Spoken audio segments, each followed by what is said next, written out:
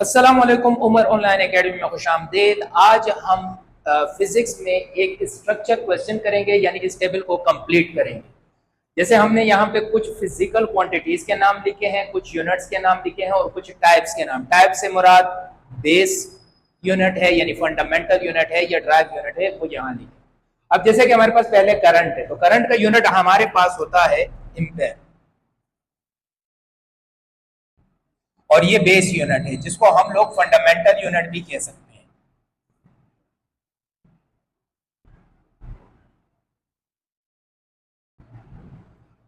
सही। इसी तरह मीटर क्यूब किसका यूनिट होता है? वॉल्यूम का।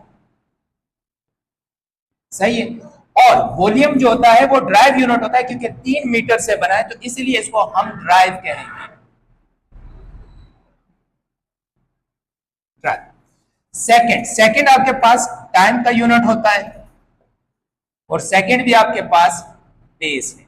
जैसे कि यहां पे दिया हुआ टेम्परेचर, बेस दिया हुआ है, लेकिन टेम्परेचर का यूनिट आप सेंटीग्रेड भी इस्तेमाल कर सकते हैं, केल्विन भी इस्तेमाल कर सकते हैं, और फ़ारेनहाइट भी इस्तेमाल कर सकते हैं। न्यूटन एन हमेशा न्यूटन के लिए होता है। इसका जो फिजिकल क्वांटिटी होती है वो आपके पास फोर्स होता है। सही है। और ये जो न्यूटन होता है आपके पास है, जैसे हम फार्मूला लिखते हैं F is equal to M A, तो F का तो N है। सही है, क्योंकि फोर्स का N है। M क्या होता है? किलोग्राम। A क्या होता है? मीटर पर सेकेंड स्क्वायर।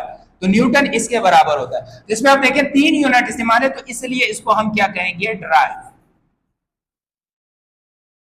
डेंसिटी का यूनिट किलोग्राम पर, 3 यूनिट इस्तेमाल में बेस, तो ये भी क्या होगा आपके पास? ड्राइव यूनिट होगा। इसी तरह एक्सेलरेशन का यूनिट, जैसे यहां पर ये छोटा सा ए मैंने लिखा था, इसका मीटर पर सेकंड स्क्वायर होता है, यानी मीटर अपॉन सेकंड स्क्वायर होता है। ये भी 2-3 से मिलकर बना है, तो ये भी आपके पास ड्राइव यूनिट होता है। ये आपके चैप्टर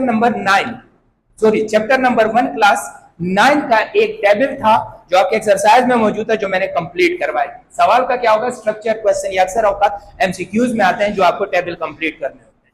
सलाम।